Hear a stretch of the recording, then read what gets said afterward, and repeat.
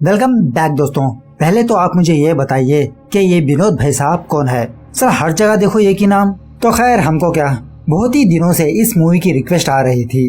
तो एक्चुअल से ये एक एक्शन थ्रिलर मूवी है, इसीलिए मैं पीछे हट रहा था। एनीवेज तो मूवी का नाम है खैदी या खैती। मतलब जो हाई बजट तमिल मूवीज होती है वो मूवी तेलुगु में भी उसी मंथ उसी डेट को रिलीज होती है। तो उसी ब्लॉकबस्टर मूवीज में से ये भी एक मूवी है। इस मूवी के डायरेक्टर है लोकेश कनगराज और कैस्ट की बात करें तो कार्तिक भाई साहब है इसमें। और उसी तरह मूवी के बारे में बात करें तो मूवी ब्लॉकबस्टर सुपर हिट है।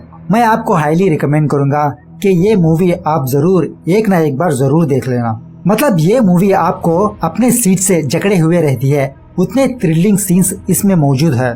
तो ऐसी मूवीज देखने में ही मजा आता है। और जब ये मूवी रिलीज हुई थी तो बॉलीवुड के किसी प्रोड्यूसर या डायरेक्टर ने इस मूवी के कॉपीराइट खरीद लिया है। नेक्स्ट ईयर मतलब 2021 में इस मूवी को अजय देवगन रीमेक करने वाले हैं। और बिकॉज ऑफ कोविड-19 आप जानती हो थोड़ा बहुत डिले हो सकता है। अब देखना यह है कि बॉलीवुड वाले इस मूवी को मास्टरपीस बनाते हैं या इस मूवी का भरता। तो खैर जो भी हो बाद में देखा जाएगा, पहले आप मेरा एक्सप्लेनेशन सुन लीजिए। तो चलिए लेट्स गेट विनोद। तो मूवी की शुरुआत में ही एक गर्ल्स ऑर्फनेज को दिखाया जाता है, जहां पर वहां की केयर टेकर एक 10 साल की बच्ची के पास आती है और इस बच्ची का नाम है अमुदा। और वो केयर टेकर अमुदा से कहती है कि कल सुबह 10 बजे तुमसे कोई स्पेशल इंसान मिलने आया है, सो बी रेडी। यह सुनने के बाद अमुदा सोच में चली जाती है। मतलब इतने सालों में मुझसे कोई मिलने नहीं आया है, अब अचानक से मुझसे कौन मिलने आ रहा है। ऑफ कोर्स इंसान की फितरत होती है, उस बच्ची के अंदर एक एंजाइटी, एक क्यूरियसनेस पैदा होती है और अपने फ्रेंड से पूछने लगती है कि आखिरकार कल मुझसे कौन मिलने आ रहा है। तो होल मूवी में इस बच्ची के भी कुछ सीन्स देखने को मिलते हैं, जहां पर अमुदा कभी 2 बजे उठ जाती, कभी 4 बजे उठ जाती और अपने फ्रेंड से पूछती रहती कि आखिरकार कौन मुझसे मिलने आ रहा है। मतलब अमुदा के मन में एक क्यूरियोसिटी पैदा होने लगती है। तो खैर इस बच्ची को थोड़ी देर के लिए साइड में रखते हैं। तो दूसरी सीन में इंस्पेक्टर विजय और उसकी टीम एक ड्रग के वैन को पकड़ लेते हैं और इंस्पेक्टर विजय को सीक्रेटली ये इन्फॉर्मेशन आई थी और इस ड्रग्स का माल मार्केट में तकरीबन 800 करोड़ है। मतलब 800 करोड़ का माल विजय ने पकड़ा है। तो विजय और उसकी टीम उस ड्रग्स के माल को एसपी ऑफिस में एक अंडरग्राउंड होता है, उस अंडरग्राउंड में छुपा देते हैं और इस अंडरग्राउंड का पता चंद लोगों को ही पता होता है। और ये ड्रग्स का माल अडे कलाम नाम का एक क्रिमिनल का है, जो कई सालों से स्मगलिंग का काम करते आ रहा है और चंद बड़े बड़े ऑफिसर्स इसके हाथों में भी है। थोड़ी देर बाद ये बात अडे कलाम के ब्रदर अम्बू को पता चल जाती है और अम्बू शक में आकर अपने एक आदमी को ही मार देता है कि तभी अम्बू को स्टीफन राज का कॉल आता है। Stephen Raj zonal head of narcotic division में काम करता है। स्टीफन राज अम्बू से डील करने लगता है कि उसको ड्रग्स चाहिए, तब बताएगा कि वो ड्रग्स कहां पर छुपा है और उसी तरह स्टीफन राज उन 5 पुलिस ऑफिसर्स का नाम अम्बू को देगा। तो अम्बू भी इस बात के लिए राजी हो जाता है, डील ओके कर देता है। तो आज रात एक हायर ऑफिशियल की रिटायरमेंट पार्टी है, तो सारे पुलिस वाले इसी पार्टी में शामिल हुए हैं कि तभी स्टीफन राज पालपंडी को कॉल करता है। ये भी एक पुलिस ऑफिसर है और स्टीफन राज पालपंडी को पैसों को लालच देता है और उसी तरह उसको एक प्लान बताने लगता है। पालपंडी स्टीफन राज के कहने पर उस पार्टी के शराब में कुछ पॉइजन मिक्स कर देता है। अगर वो पॉइजन ज्यादा मिक्स हो गया तो लोगों की जान जा सकती है, इसीलिए पालपंडी थोड़ी मात्रा में उस पॉइजन को मिक्स करता है। उसके बाद हमको एक और बात रिवील होती है कि अम्बू के गैंग में एक पुलिस ऑफिसर छुपा है और उसका नाम है एजाज अहमद, जो तकरीबन 2 साल से अम्बू के गैंग में रहते हुए विजय को इन्फॉर्मेशन देते आ रहा है। उसके बाद यहाँ पर एसपी ऑफिस में एक नया कांस्टेबल जॉब में ज्वाइन होने के लिए आता है और इस कांस्टेबल का नाम है नेपोलियन। और वहीं पर कुछ कॉलेज स्टूडेंट्स भी मौजूद होते हैं, जो न्यूसेंस केस में पुलिस ने इन लोगों को गिरफ्तार किया है और अपने फ्रेंड्स को छुड़ाने के लिए, रिलीज करवाने के लिए एक लड़की और एक लड़का आते हैं। तो पुलिस उन लोगों को भी वहीं पर बिठा देती है। तो यहाँ पर जब पार्टी चल रही होती है तो विजय अपने हायर ऑफिशियल से इस ड्रग्स के बारे में बताने लगता है और उसी तरह विजय ने उस ड्रग्स को कहां पर छुपाया है वो इन्फॉर्मेशन भी उस हायर ऑफिशियल को देने लगता है। तो खैर कुछ देर बाद वो सारे पुलिस वाले पार्टी वगैरह ड्रिंक्स वगैरह करने लगते हैं। अब चूंकि विजय को हाथ में चोट आई है इसीलिए ये मेडिकेशन में होता है, तो ये ड्रिंक नहीं करता। तो थोड़ी देर बाद वहाँ के सारे पुलिस वाले 1 बाय 1 बेहोश गिरने लगते हैं अनकॉन्शियसली कोई इधर गिरने लगता है, कोई उधर गिरने लगता है, कोई वॉमिटिंग करने लगता है। तो वहीं पर एक लॉरी होती है। तो विजय वहाँ के काम वालों से पूछता है कि किसको ये लॉरी चलाने आती है। तो किसी को भी वो लॉरी चलाना नहीं आता और वो लॉरी एक कैटरेज लॉरी है और इस लॉरी का मालिक है कमाची। कि तभी विजय की नजर एक प्रिजनर पर पड़ती है जो चुपचाप गाड़ी में बैठा हुआ रहता है। विजय इस आदमी से पूछता है, क्या तुमको लॉरी चलानी आती है? तो 1 से 10 बार पूछने के बाद वो आदमी विजय से हाँ कहता है। तब जाके विजय उस आदमी को उस कार से बाहर निकालता है और यही है हमारा हीरो। इसका नाम है दिल्ली और जो पीछे खड़ा है उसका नाम है मुंबई और जो उसके बगल में खड़ा है उसका नाम है कोलकाता। क्या नाम है भैया? तो हीरो की एंट्री पर एक सीटी तो बनती है। तो दिल्ली विजय को समझाने लगता है कि वो अपने रास्ते जा रहा था, तो पुलिस ने खामखा इसको गिरफ्तार करके कार में बिठा दिया। कि तभी दिल्ली को नलिनी का कॉल आता है। नलिनी एक प्रोबेशन ऑफिसर है। तो नलिनी विजय को समझाने लगती है कि वो एक एक्स प्रिजनर है। तो विजय भी नलिनी को यहाँ का सिचुएशन समझाने लगता है और दिल्ली को ये लॉरी चलाने के लिए कहता है। तो नलिनी दिल्ली को बहुत फोर्स करने के बाद दिल्ली मान जाता है उस लॉरी को चलाने के लिए, क्योंकि विजय उन सारे पुलिस ऑफिसर को इन टाइम हॉस्पिटल ले जाना होता है, वरना उन सारे लोगों की जान खतरे में हो सकती है। तो दिल्ली, विजय और कमाची ये तीनों उन सारे पुलिस ऑफिसर को उस लॉरी में डाल के हॉस्पिटल निकलने लगते हैं। कमाची को हर एक शॉर्टकट रास्ता मालूम है, इसीलिए विजय ने कमाची को भी अपने साथ ले लिया है। तो यहाँ से निकलने से पहले विजय एसपी ऑफिस को कॉल करके और कुछ पुलिस ऑफिसर को इकट्ठा करता है एसपी ऑफिस की देखरेख करने के लिए, क्योंकि वहाँ पर ही वो ड्रग्स छुपाया है। तो ये पुलिस वाले अपनी जान की परवाह करते हुए वहाँ से वो लोग अपने अपने घर निकल जाते हैं और उस एसपी ऑफिस में फिलहाल वो नया कांस्टेबल ज्वाइन होने आया है वो रहता है और उसी तरह कुछ कॉलेज स्टूडेंट्स मौजूद होते हैं। इनके अलावा वहाँ पर एक भी पुलिस वाला मौजूद नहीं होता। और यहाँ पर लॉरी में जब भी पालपंडी को मौका मिलता वो स्टीफन राज को कॉल करके वो रूट बताने लगता है ताकि अम्बू और उसकी गैंग आकर उन सारे पुलिस वालों को मार दे। उसके बाद विजय एसपी ऑफिस को कॉल करता है, लेकिन वहाँ पर कोई ना होने की वजह से नेपोलियन उस कॉल को लिफ्ट करता है और अपना इंट्रोडक्शन देने लगता है। तो नेपोलियन की बातें सुनकर विजय नेपोलियन से कहता है कि तुम आज से ही अभी से ही ड्यूटी में ज्वाइन हो चुके हो, जल्द से जल्द सारे के सारे दरवाजे विंडोज बंद कर दो और लाइट्स भी ऑफ कर दो ताकि किसी को भी पता ना चले कि एसपी ऑफिस ओपन है। तो उसी तरह नेपोलियन उन स्टूडेंट्स की मदद से सारे एग्जिट के दरवाजे बंद कर देता है। और यहाँ पर जब दिल्ली, विजय और कमाची जा रहे होते हैं तो इन पर हमला होने लगता है। रास्ते में कई सारे ट्रैप्स आते हैं, तो उसी तरह कुछ कार्स उस लॉरी को चेस भी करने लगते हैं। और दोस्तों यहाँ पर यह फाइट देखने के लायक है, मतलब ऑन रोड फाइट चलती है। तो दिल्ली किसी भी तरह करके उन सारे लोगों को बचा लेता है और दिल्ली उस लॉरी को लाके एक जगह पर खड़े कर देता है और विजय से आगे जाने से मना कर देता है।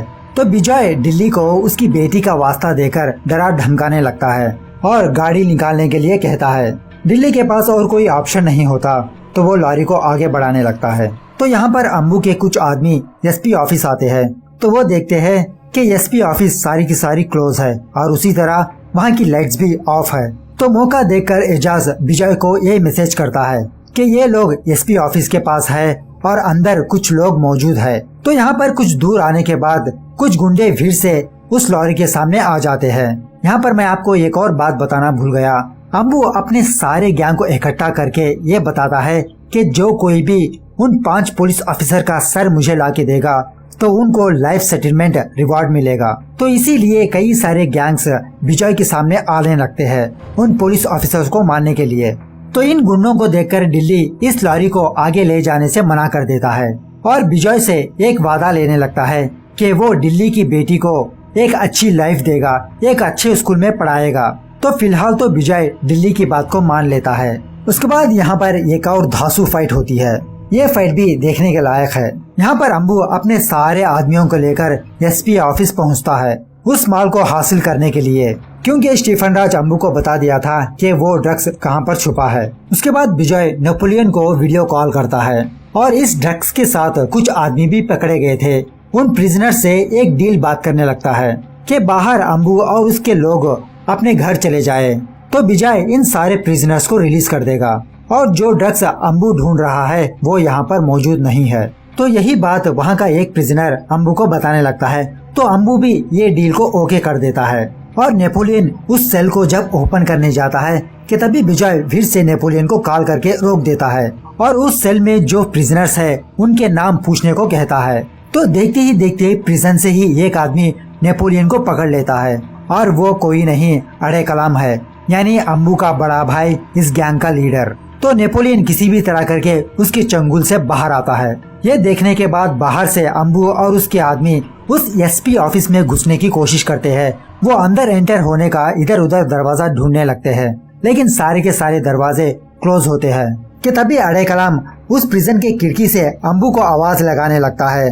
अम्बू को इस एसपी ऑफिस में घुसने का एक सीक्रेट दरवाजा बताने लगता है, लेकिन अम्बू को सीधी तरह से सुनाई नहीं देता। तो अड़े कलाम की बातों को और डिस्टर्ब करने के लिए अंदर से वो कॉलेज स्टूडेंट्स एक लाउड स्पीकर, एक म्यूजिक ऑन कर देते हैं ताकि अड़े कलाम की आवाज बाहर ना जाए। तो यहाँ पर दिल्ली के पास एक और गैंग आती है इन पर हमला करने के लिए। इसी हमले में विजय घायल हो जाता है और उसी तरह विजय बेहोश भी हो जाता है, लेकिन दिल्ली किसी भी तरह करके उस लॉरी को वहाँ से निकालने में कामयाब हो जाता है। तो यहाँ पर एजाज किसी भी तरह करके अम्बू के गैंग से बाहर आता है और विजय को ये मैसेज करता है कि वो इस शहर को छोड़ने वाला है और ये मिशन ये ड्रॉप करने वाला है। यहाँ पर एसपी ऑफिस के पास अम्बू एक पेड़ के सहारे से उस एसपी ऑफिस में अंदर घुसने में कामयाब हो जाता है और नेपोलियन को मारने की कोशिश करता है, लेकिन वहाँ के स्टूडेंट्स अम्बू को रोकने की कोशिश करते हैं। इस तरह से इन दोनों के बीच हाथापाई होती है। तो खैर किसी भी तरह करके वो कॉलेज स्टूडेंट्स अम्बू को बांध देते हैं और यहाँ पर दिल्ली उस लॉरी को लेकर एक स्कूल के पास लाकर खड़ा कर देता है, क्योंकि विजय का कहना था, लेकिन विजय अभी भी बेहोश में है। कमाची दिल्ली से उसके फ्लैशबैक के बारे में पूछता है कि वो कैसे जेल गया। तो भाई साहब यहाँ पर 2 मिनट की कंटिन्यूस शॉट है, मतलब हमारे कार्तिक भाई साहब 2 मिनट तक एक ही डायलॉग कहा विदाउट कैमरा कट के, सिर्फ कैमरा जूम होते ही रहता है। बहुत एक्स्ट्राऑर्डिनरी परफॉर्मेंस दी है इसमें। तो खैर दिल्ली कमाची से अपने फ्लैशबैक के बारे में बताने लगता है कि उसकी एक वाइफ थी, वो प्रेग्नेंट थी और कोई इसकी वाइफ को मारने आ रहा था। तो उस गुस्से में दिल्ली ने उस आदमी को मार दिया और वो जेल चला गया। तो इसी तरह दिल्ली की वाइफ एक बच्ची को जन्म देके इस दुनिया से चली गई और दिल्ली की जिंदगी में इसकी एक बच्ची है। अपनी बच्ची से मिलने ही ये जा रहा है। और कुछ देर बाद विजय को होश आता है और कुछ ऑफिसर्स की मदद से उन सारे पुलिस वालों को एक बस में बिठा देता है ताकि वो लोग जल्द से जल्द हॉस्पिटल पहुँचे। तो बस में बैठने के बाद पालपिंडी स्टीफन राज को उसका लोकेशन देने लगता है। तो स्टीफन राज पालपिंडी को कहता है कि वो विजय को मार दे, अगर विजय बच गया तो हम सारे लोग खतरे में हो सकते हैं। पालपिंडी स्टीफन राज की बातों को मानते हुए वो उस बस से नीचे उतरकर विजय के पास आता है, मतलब लॉरी के पास आता है और विजय से कहता है, सर अब मैं ठीक हूँ, क्या मैं आपके साथ आ सकता हूँ? तो विजय भी पालपिंडी को अपने लॉरी में बिठा लेता है। तो यहाँ पर एसपी ऑफिस में अम्बू का एक आदमी एक कॉलेज स्टूडेंट को पकड़ लेता है, इसका नाम है चिंटू, और अम्बू अपने आदमी को ऑर्डर देता है कि वो उस स्टूडेंट को मार दे। तो उसी तरह वो आदमी चिंटू का गला काट देता है। चिंटू वहीं पर ही मर जाता है। ये देखकर नेपोलियन को बहुत गुस्सा आता है और फायर एक्सटिंग्विशर को लेकर अम्बू को मार देता है। यहाँ पर स्टीफन राज को उस अंडरकवर ऑफिसर के बारे में पता चल जाता है, एजाज अहमद के बारे में, और स्टीफन राज ये बात टिप्स को बता देता है। टिप्स ये भी अड़े कलाम का आदमी है। तो यहाँ पर दिल्ली और विजय उन सारे पुलिस ऑफिसर्स को हॉस्पिटल ले जा रहे होते हैं। तो इनके सामने टिप्स आ जाता है और मौका देखकर पालपिंडी दिल्ली के पीछे वार कर देता है। दिल्ली बहुत बुरी तरह से घायल होकर वहीं पर बेहोश गिर जाता है कि तभी वहाँ पर एजाज आता है। अब चूंकि टिप्स को ऑलरेडी पता था कि एजाज किसका आदमी है, ये जान लेने के बाद टिप्स एजाज को मार देता है। तो इस तरफ अड़े कलाम के आदमी उस एसपी ऑफिस में अंदर घुसने की कोशिश करते हैं। बहुत ही इंटेंस सिचुएशन चलता रहता है। तो यहाँ पर दिल्ली ने अपनी बेटी के लिए अपने पैसों से कुछ गोल्ड इयररिंग्स खरीदा हुआ था। तो टिप्स उन इयररिंग्स को अपने पैरों के नीचे कुचल देता है। ये देखकर दिल्ली को बहुत गुस्सा आता है और उसी घायल हालत में यहाँ पर बहुत जबरदस्त फाइट होती है। मतलब ये फाइट बहुत रियलिस्टिक लगी और उसी तरह दिल्ली पालपिंडी को भी मार देता है। अब चूंकि सारे के सारे गुंडे क्लियर हो चुके हैं तो वो बस हॉस्पिटल के लिए निकल जाती है। यहाँ पर नेपोलियन उन सारे कॉलेज स्टूडेंट्स को एक सेल में बंद कर देता है उनको बचाने के लिए, और बहुत धैर्य से बाहर आकर खड़ेता है। तो यहाँ पर दिल्ली, कमाची और विजय किसी भी तरह करके एसपी ऑफिस के पास पहुँच जाते हैं और विजय दिल्ली को एक सीक्रेट दरवाजा बताता है। एसपी ऑफिस के अंदर एंटर होने का। तो दिल्ली अंदर जाते जाते विजय को अपना वादा याद दिलाता है कि वो उसकी बेटी का ख्याल रखेगा, मैं रहूं या ना रहूं। तो दिल्ली अंदर आने के बाद नेपोलियन और उन कॉलेज स्टूडेंट्स को बाहर जाने के लिए कहता है और नेपोलियन बाहर जाते जाते उस ड्रग्स के पास आता है, उस गोडाउन में आता है। नेपोलियन बहुत गुस्से में आकर इस ड्रग्स को जलाने के लिए नेपोलियन इधर उधर माचिस ढूंढने लगता है। तो वहाँ पर इन दोनों को माचिस के बदले एक सरप्राइजिंग चीज देखने को मिलती है।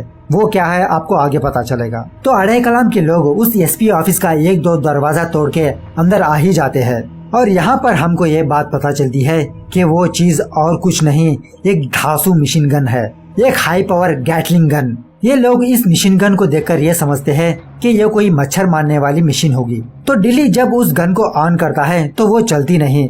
बाद में नेपोलियन उसके मैनुअल को पढ़ता है और लाल बटन दबाने के लिए कहता है, तब जाके ये गन फायर होने लगती है और यहाँ पर हमारे कार्तिक भाई साहब गोलियों की बारिश कर देते हैं। ये सीन देखने के लायक है, एग्जैक्टली हॉलीवुड को मैच करने वाली सीन है ये। मतलब वो बैकग्राउंड म्यूजिक, वो स्लो मोशन, भाई साहब जबरदस्त है। तो कार्तिक भाई साहब ना ऊपर देखते हैं, ना नीचे देखते हैं, ना दाएं देखते हैं, ना बाएं देखते हैं, फायरिंग करते ही जाते हैं और ये फायरिंग तकरीबन 3 मिनट तक चलती है और अड़े कलाम के सारे लोग मारे जाते हैं। तो 3 मिनट लगातार फायरिंग के बाद यहाँ पर एक सुनसान सा माहौल छा जाता है।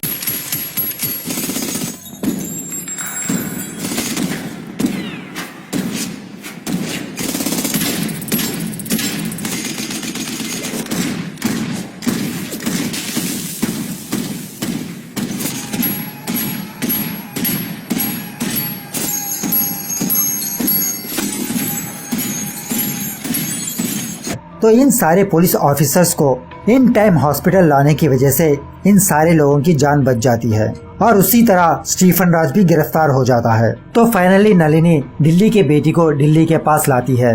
दिल्ली अपनी बेटी को देखकर गले लग जाता है। तो यहाँ पर प्रेजेंट में अड़े कलाम का आदमी अड़े कलाम से कहता है, ये दिल्ली कौन है भाई, हमें उससे क्या लेना देना है, बीच में आकर हमारे सारे लोगों को मार दिया उसने। ये सुनकर अड़े कलाम कहता है, लेना देना है, उसका नाम है दिल्ली। जिससे हमको ये बात पता चलती है कि इसका सीक्वल भी आने वाला है।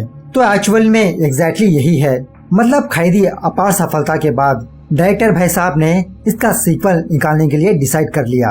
अब चूंकि लोकेश कोई दूसरी फिल्म कर रहे हैं तो वो फिल्म खत्म होने के बाद डायरेक्टर इसका सीक्वल रेडी करने वाले हैं और शायद सेकेंड पार्ट में हमको पता चलेगा कि दिल्ली का एक्चुअल से बैकग्राउंड क्या है। तो यहाँ पर ये मूवी दी एंड होती है।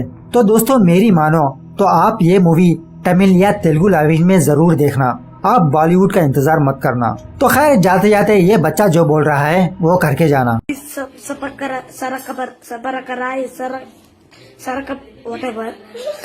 मिलते हैं अगली वीडियो में, तब तक take care, bye bye, see you soon.